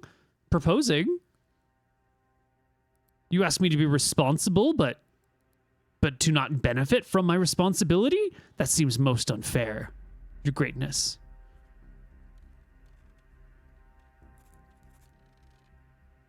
I take Surely note of your that. majesty would like to create a world where people are less concerned about where riches come from and more concerned with sharing those riches.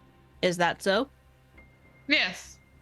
It should be shared the way that benefits them, but also the community. It was a happenstance of the land to be destroyed and distributed upon that house. And it was a happenstance of the land to turn over those gems.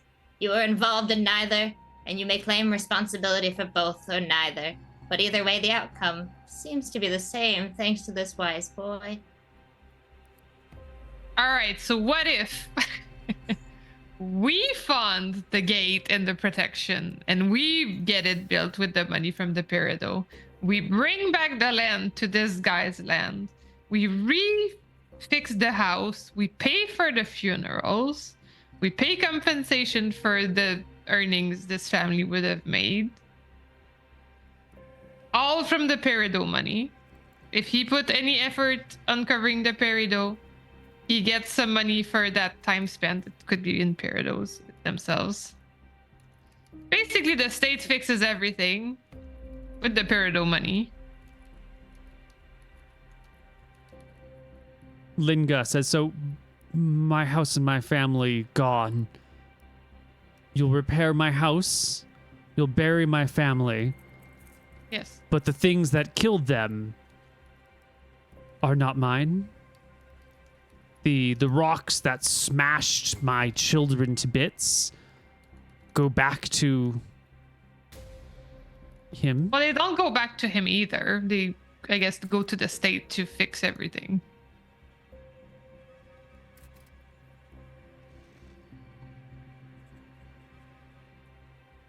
Is it not my just reward for having lost family that I'm compensated with the values that brought them low?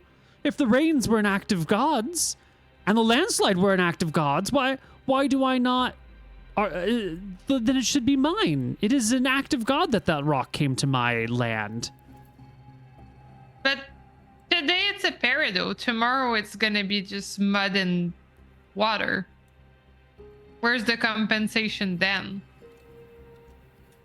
The compensation is the rocks that landed in my property, the ones that he stole from my property while I was grieving for my children and my partner. But what if there were no rocks? The gods saw fit if to it was give me just the stones of landslide? value. The gods had no motives. There was no signs of gods here. There was just rain and a landslide, and it sucks. What is more divine than rain and the movement of earth?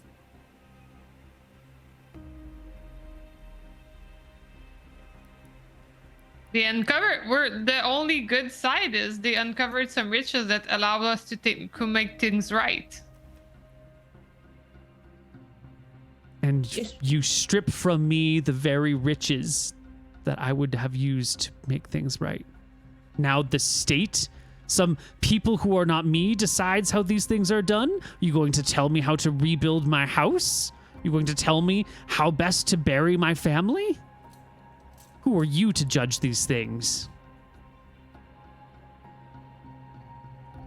We could give you the at cost value of these things. What is the value of my son? What is the value of my daughter? The burials, I don't, the math is really beyond me. They are more than the cost of their caskets. Those peridot also won't bring them back. No, but they may replace decades of labor, of lost love, of lost effort. A family is more than just a social situation. It is shared work. And without my spouse, without my children, I have less. I work less. I produce less. I make less. I am less for without them. These stones are the only thing that even would begin to set things right. They would never make up for it. But they could make up for the material cost. How many stones do you think cost. would make up for it? I claim all that are on my property and You don't all even that were know taken. how many there are. It's a principle, my lord.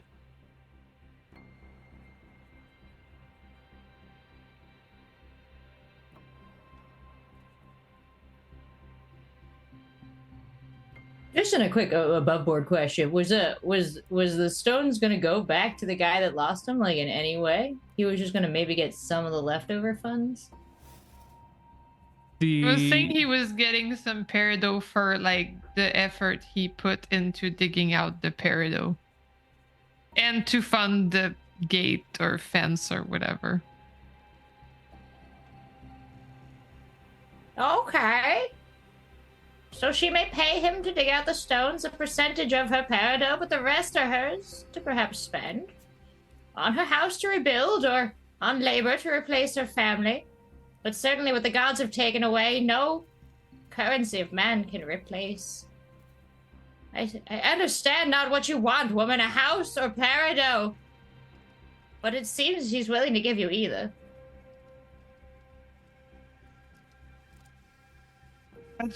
What would you do, advisor Enev? In order to serve the people, the state needs resources. I do not see it as a misappropriation for you to use these riches that have been found to better the lives of everyone in our city. And yes, individuals will have trouble with that, but they will be served in their turn. All right. So what we're gonna do is, to the plaintiff that lost their loved ones, I would like you to put a number and then ask on your needs. You know, like, how would you like to rebuild your house? How would you like to do the funeral? What are the different things that you need to make your life better to compensate for what happened? You don't know the amount of peridots, but there has to be a way for you to quantify your needs.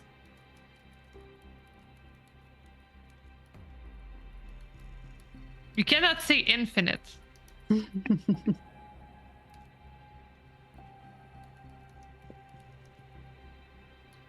30 years labor.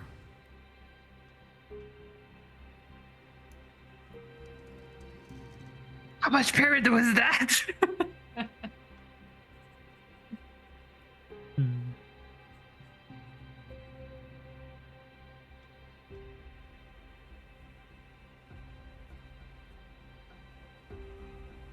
30 years labor for someone like hers.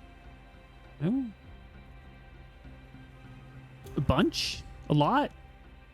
A quantity. There is a quantity that can be figured out once you cut the gems open, refine them down, find someone to buy them. You know, they're not worth anything on their own, and they're all uncut. It can be resolved. The specifics. Yeah. Is the amount of peridot uncovered likely to cover that entire amount? Possibly. Not all of it has been uncovered as of yet.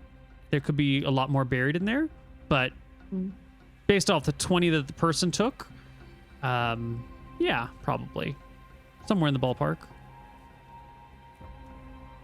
Unless you value her work a little bit more. You know, if she were a goldsmith or something, 30 years labor would be a lot more valuable than if she were a fisherman. All right. So that's the ruling. Yeah. States gets the money. States compensates the victim for all of her woes. And the states will pay the land guy for all of his effort in covering the peridos, fix his land, and on the house will build protection from the future landslides. Such a just ruling. May our king and lord demigod Einhard live long and rule justly. Okay. And with that, it is settled. And the two plaintiffs, the litigants, thank you, leave. That is only one of multiple issues of justice. We still have the person outside who is now calling publicly for Einhard to be removed from office and the oldest dwarf in the land to rule in his place. What are you going to do about this problem, Einhard? This is a different sort of justice. This is a matter of abiding and continuing to abide by a set of rules. Do you let one person upset an entire city, an entire community with their radical ideas? That could bring conflict. It could bring violence if multiple sides emerge and they're all strong in their opinions. Do you silence this person? Do you exile them? Do you listen to them and have them and enact their beliefs? How do you manage dissidents amongst your population, Einhard? Gonna go have a one-on-one with this guy. A 3-on-1? Sure, a 3-on-1. Cool. Are you leaving your advisor? He can bring 2 of his friends. Let's make it an even matchup. All right. A 3-on-3. This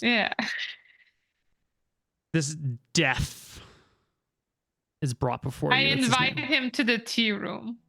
Mm-hmm. You're in the tea room. It's this,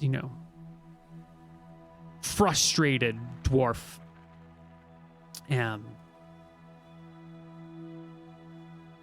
his brother and his sister. And the 3 of them are in the room. And they're looking a little nervous.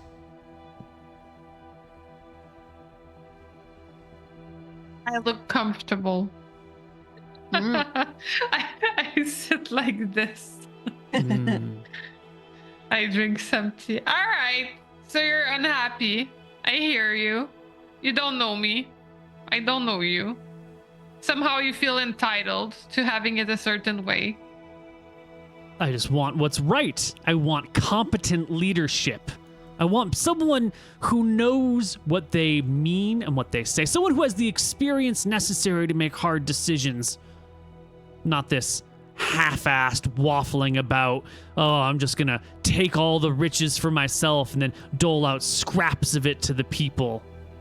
Corruption is what you are. You didn't even know what I was going to do. I heard when everyone came out of the court. You were complaining before I even made a decision. No matter because what you I made, couldn't make one. Right now. You're a coward and indecisive. I made one, as I said in court, which you didn't hear because you weren't there because you were so disruptive. I'm trying to do the right decision. Going off on a whim is not the way to do that. And what sort of decision did you make? That the state should just confiscate any wealth that's in question? What's next? You have your friends come along and drive up all sorts of fake confrontation around different wealth just so the state can seize that for itself? I didn't see any guidelines passed down, any rulings. Just a vague, oh, it all belongs to me. Just like every other silver spoon that's been handed to you since birth. You haven't had to work for a damn thing. Tyrant, that's the word we should call you by.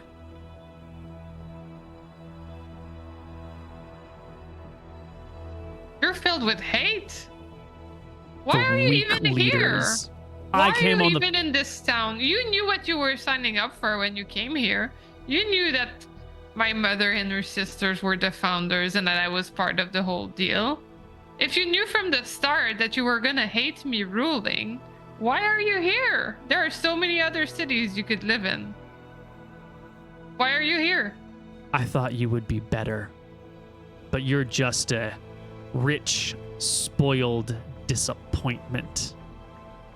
How did you think I could be better? Divinely inspired.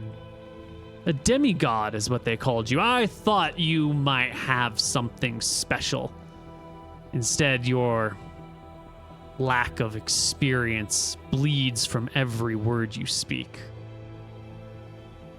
Well, you were naive for thinking a newborn could rule a kingdom without advice or putting any thought into it. That's your bad.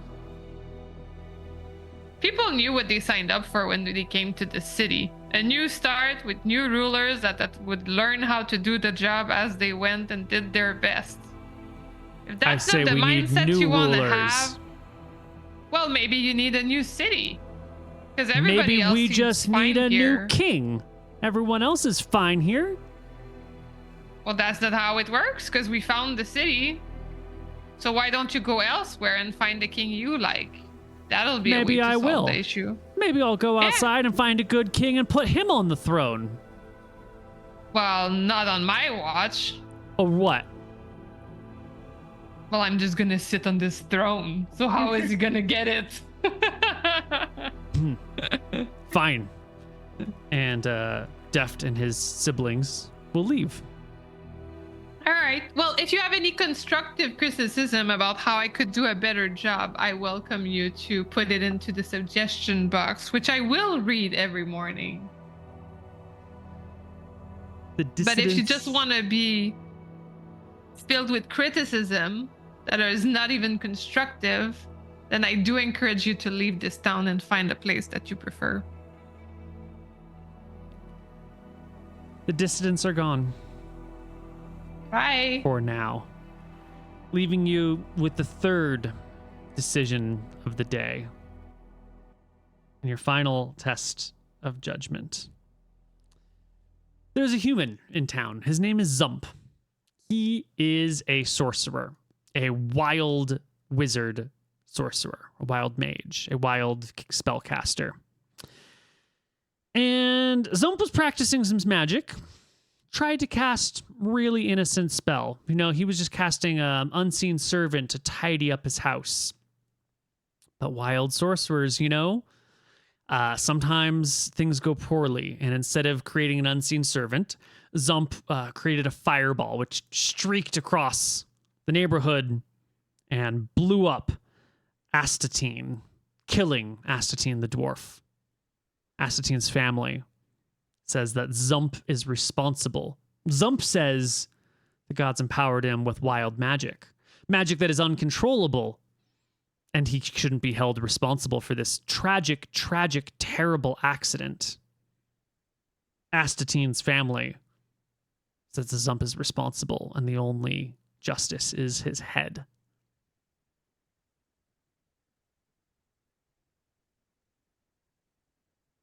Why is everybody dying? Stop with it's humans. I look to the advisors. Like, is it always like that? This world is exhausting. Unfortunately, we mortals do bear the heavy weight of a mortal existence. Got a lot of stuff to figure out still. Maybe we should do the shrine. Honestly, this is a headache. Like, To that This guy idiot was- justice? You saw his shoes. sorry? You saw the man's shoes. You cannot be trusting him with the lives and souls of mortals for all You're right. time. He does have terrible shoes. Have you seen my shoes? They're the best damn shoes in the world. Heck yeah, With they the- are. With the feathers, and you guys got the mini feathers to go along with me. Like, we look like a tribe of little peacocks. It's beautiful. Flies. Shoes are the most important part of a person's self-expression in this town. Yes. Everybody knows that. Should write that in the laws. Maybe next time the law should be whoever has the highest plume attached to their shoes gets the money. That's one way to solve it. There you go. They can figure out how to get some nice plumes going. That sounds like justice to me. I do want to see how this society evolves. All the birds dead. Telescoping extensions, peak of technology.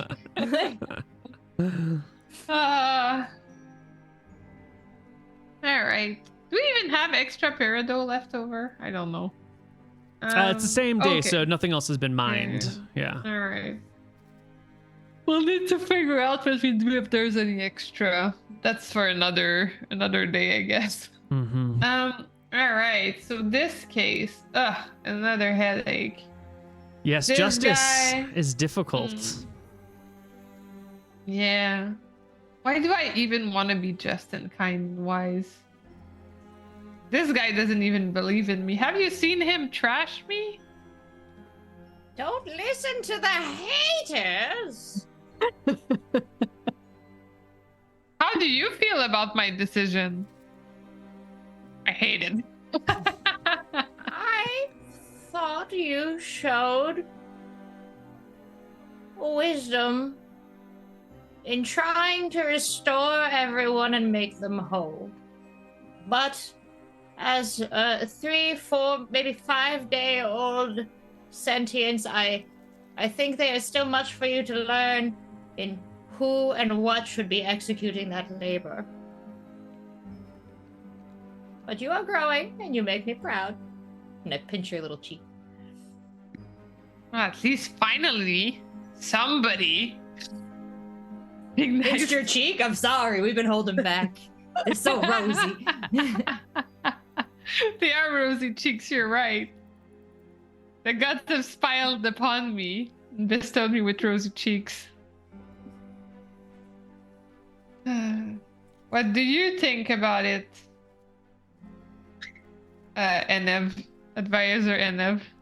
I think that fairness and justice don't necessarily always go hand in hand. And if you wanted to take care of everyone and set precedents for the future, I think you made a good try at it.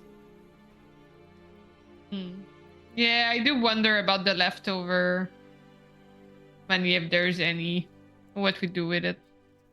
How do you define justice, my lord? Well, I mean, Velmontarius is a definition in itself. Well, maybe we Apparently, should just build this right. it's some lame shoes, braided robe belt, pedestrian sandals, long drooping sleeves of gray robes. Yeah. How do I define justice?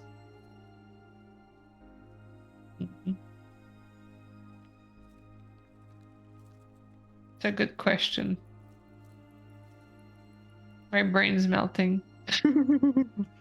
Mm. Well, what do you want to do about Well, this? All right, this wizard. Mhm. Wild wizard sorcerer cast unseen servant. Mistakenly did a fireball, blew up another dwarf. The Totally out of family's his mad. control. Yeah, totally out of his control. But the other family wants death as a penalty for murder, which they're calling, murder, or at least careless murder. What do you think, advisors? There is certainly a level of negligence that cannot be ignored. When wielding magic, one must be held to a certain standard. However, Is death the best answer? Perhaps not.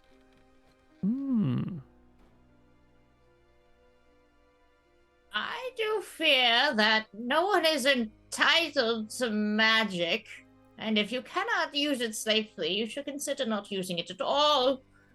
There is responsibility here, but as your other very wise advisor says, it is not always equality and restitution that solves the issue. That makes sense. I think once again we need to ask some questions to the people. Bring forth the people. By people? Are The you just people yelling are this into here. a rock again, Jen? Just like, bring 'em out! Okay. All right. So the first thing I need to know is, were you aware that you are a sorcerer that has wild surges? Of course, but never before in all my years has it ever caused a problem like this. I didn't even know that it could create fireballs. Which type of side effects have you encountered before? Well, once an invisible wall of force appeared right in front of me and I could not walk through it. It was interesting. Another time I smelled foul, like that of a skunk, for many hours. Once upon a time, I just turned 180 degrees. I just turned to face the other direction. And then the unseen servant was cast that way. Once music came out instead of the spell I was casting.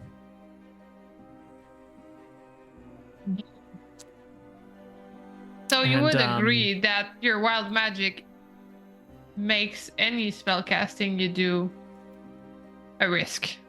I didn't realize it would be a risk. The worst thing that ever happened before was that for 3 minutes I was able to see through hands and cloth and wood, small bits of wood, and then it faded as quickly as it came. My lord, then it But is a question of whether ignorance is a defense for wrongdoing.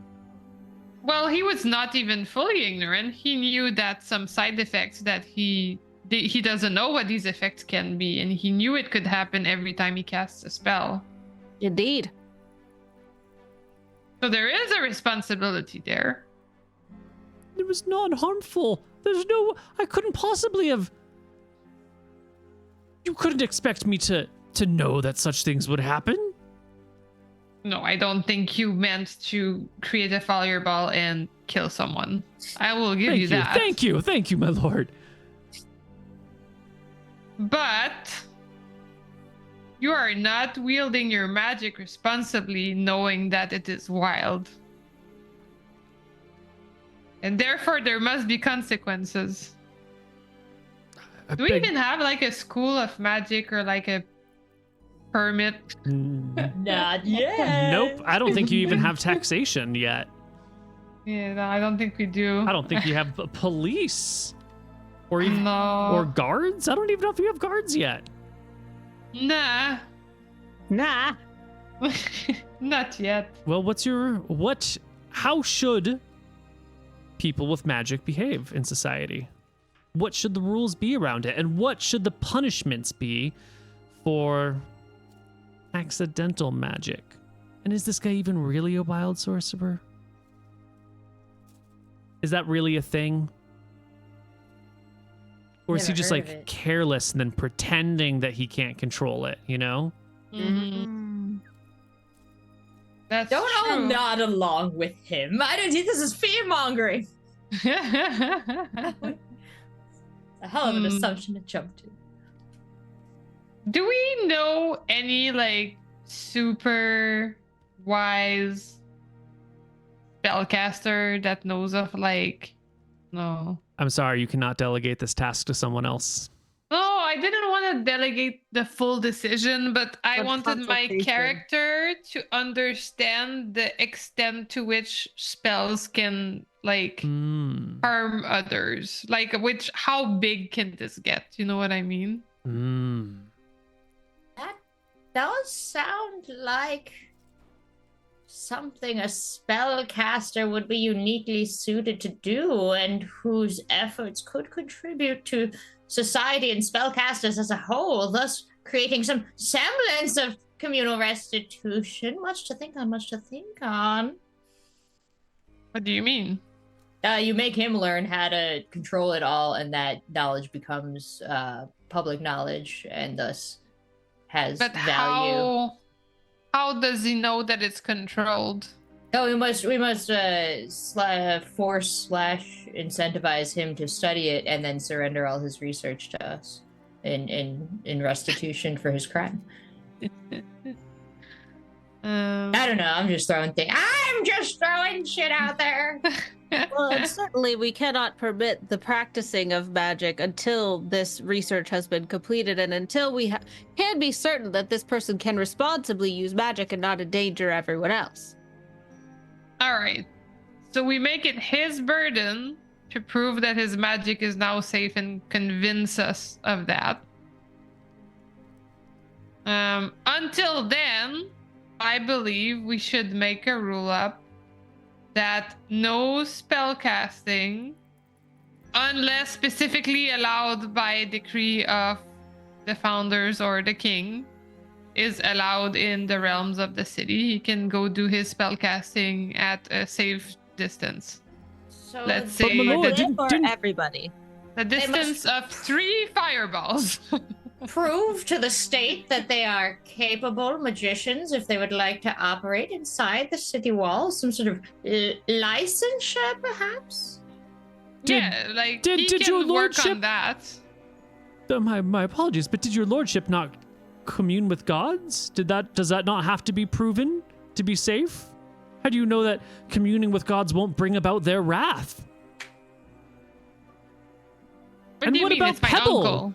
Pebble casts spells. Does Pebble have to prove that their magic is safe? Yes, perhaps Yes. Pebble should pass a test to prove that they're a safe magic user, and Yes, then, and if my they mom misfire in the city walls, then they will be given a no pass for ignorance. They will be yeah. tried as Who- knowledgeable practitioners. Who will judge whether magic can be performed safely? By what test will that be made?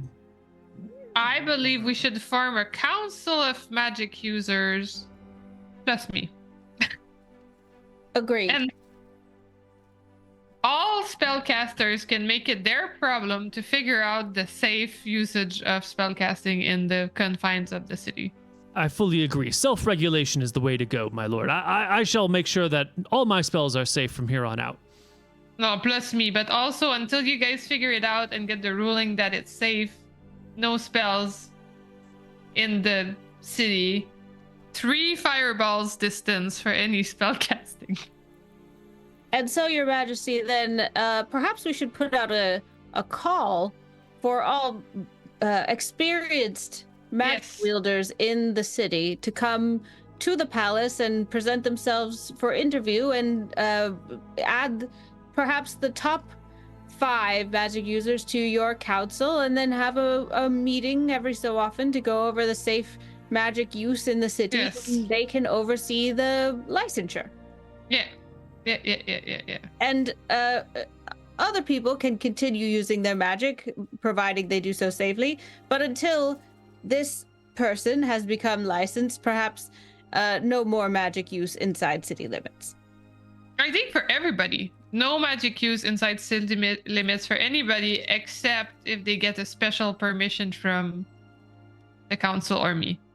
Very wise. If you I'm don't mind in my the This asking, grind our economy to a halt? Are we capable of pausing magic without disrupting the entirety of our city's functioning? Well, that's why I can hand over special permits to trusted people. We must get these permits out immediately. Well, what are our issues? What do we need permits for right now? My Well, we lord. haven't really figured out gears or pulleys or any shit, so we've just been sort of flying stuff from here to there, and there's a lot of that in city building.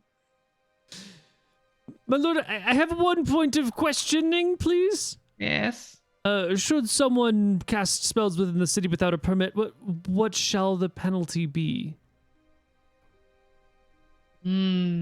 That's a good question.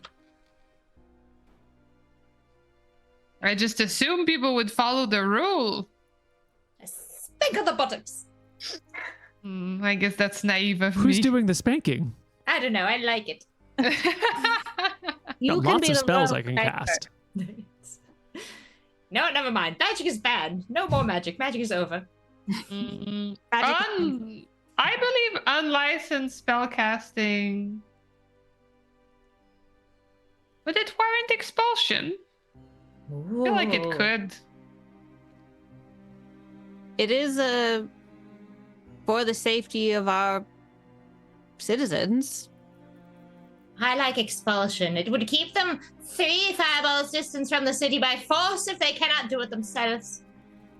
All right, expulsion. Go. So shall it be. Yeah, they Okay. can just follow the guy that was really pissed off and would like a new kingdom to follow. They can go to that guy's city.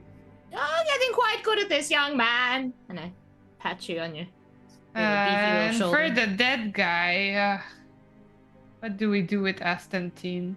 I mean, hopefully we still have some peridot left and we can cover for his funeral too. Yeah, I'm sure you'll dig up enough to cover that. Okay. You will Yeah. note later in the day that the angry dwarf does not leave the city. He continues to stick around and discuss with other people about whether or not Einhard is really cut out to be king. I start counter gossiping about whether that guy should really stay in a city he dislikes so much. Yeah, seems weird for someone to stay when they hate it so much. Yeah, weird. I know. Okay.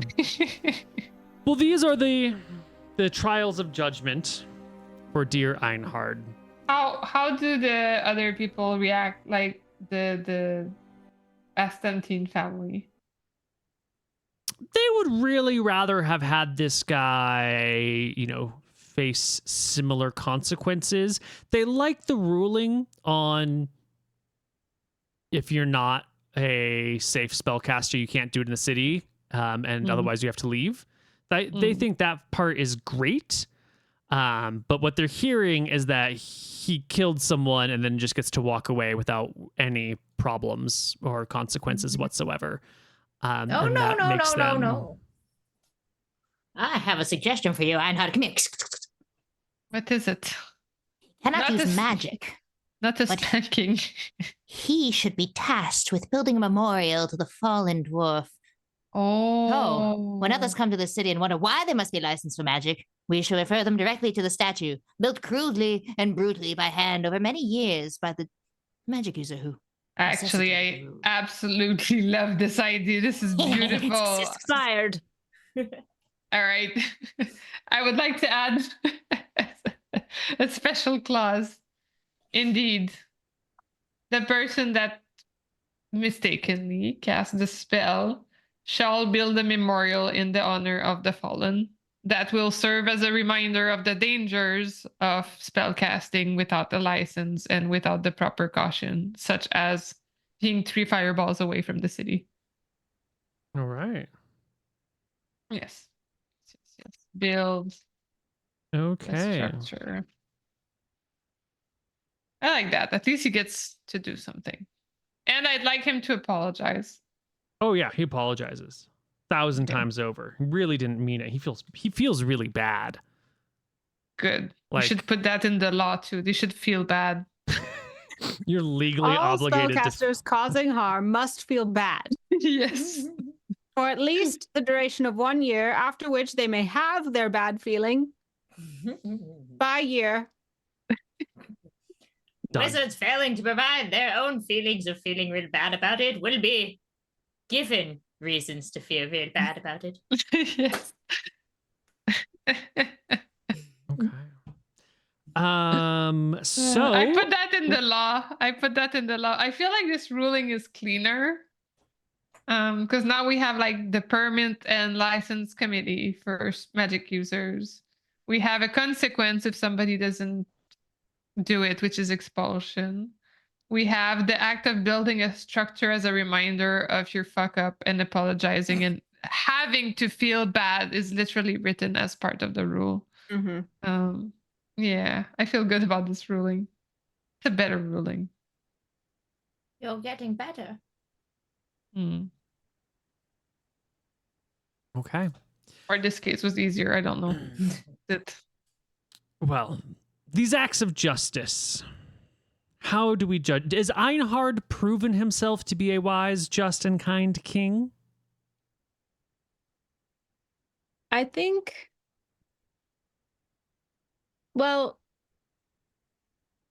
I think what's important also is after all this, whether Einhard has a definition for justice and like can explain his personal values. Because like each individual decision isn't as important as like how is he going to act as a ruler from now on, you know? Mm-hmm. So like I think that it seems like he's showing a tendency toward like moderation and allowing personal, like, he's not being vindictive and tending toward like an for the greater good mentality of justice more than a fairness method of justice, which depends on your definition of justice, but I think that's good. So I feel like if Einhard were like called in front of the Cobblefoot sisters to explain what justice is now, I feel like he could give a good statement. What do you guys think?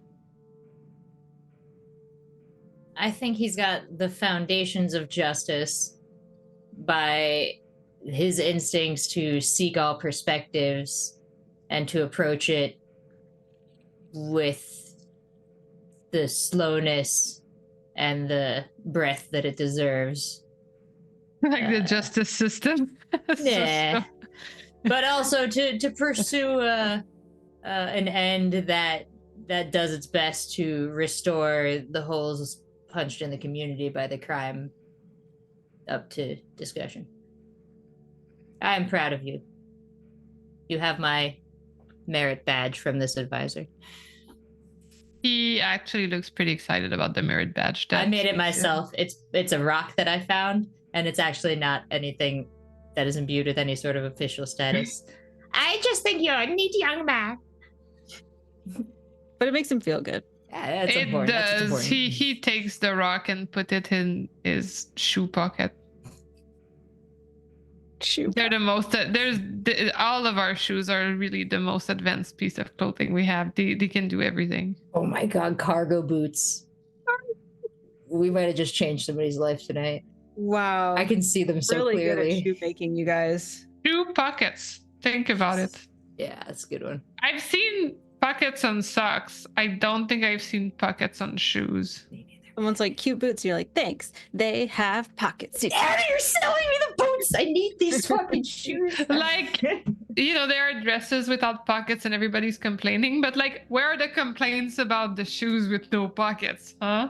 I just got so excited about a product that doesn't exist, and now comes the depression and the downhill and the reconciling with the reality of it. You could put your keys in your boot. We could have had keys and boots. We could be living in that world. And like not hurt your foot too, because like it wouldn't be under your sole. Yeah, let's save that for next time. Okay. So did we say that Einhard passes the justice tests?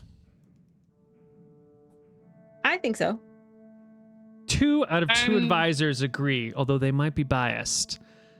So Einhard has passed the justice test. Now, it took a whole session to do justice. I don't think we want to do a whole session for kindness and a whole session for wisdom. So we're going to let the justice stand as a representative of his 3 tests and say that Einhard does it. Einhard, Hooray! you can be king.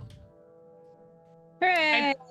I think Einhard is surprised at how difficult this was Mm. and feels less equipped than he thought he was. Maybe And he has I- been humbled a little bit. But he still thinks the gods are kind of douchey. But he'd like to be like one of them. Rachel? You gonna can say something? change what it is to be a god. No, I think this trial was under the guise of justice, but it also involved wisdom and kindness. And so this advisor splits into 3, a judge for all 3. It gives you actually 3 thumbs up. It's a lot of thumbs. A lot of thumbs. All right. Well, next time when we come back, I think our players are going to be returning to the first city to see what's happened there, or do we want to continue hanging out in the new city? But where are the cats? The cats are in the new city? The cats are coming with us either way, right? They're with you no matter what. The cats Okay. and the big rocks, the big red rocks. Yeah, sure. They're That always was with I you. didn't ask think about we that. I should knew go that. back to our shoe business, and we can stay in correspondence with Einhard, but he's like, we stayed, we gave him moral guidance. He's generally going to be kind, wise, and just, maybe a little stuck up and newborny, but like at least, he'll figure it out. And it sounds like We these never trials planned to run were a city. good for him. They showed him the limits of his understandings. Okay. Well, session 15, back to shoes. Yes. Or is there a better shoe pun in there somewhere? Shoes with Think about- pockets. Something That's what we're gonna about do. souls Get back or to the soul of the matter.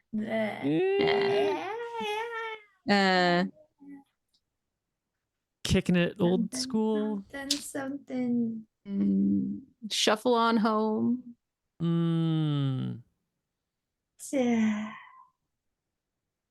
These Man. boots were made for walking back to the main city.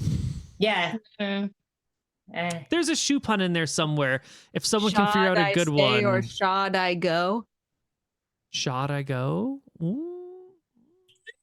If I think anyone, we got some homework. yeah. If anyone out there in viewership land can get us a name, we would love it. That would be great. But otherwise, we'll see you in our next session, which is sometime in the next month and a half. We'll let you know when. Bye.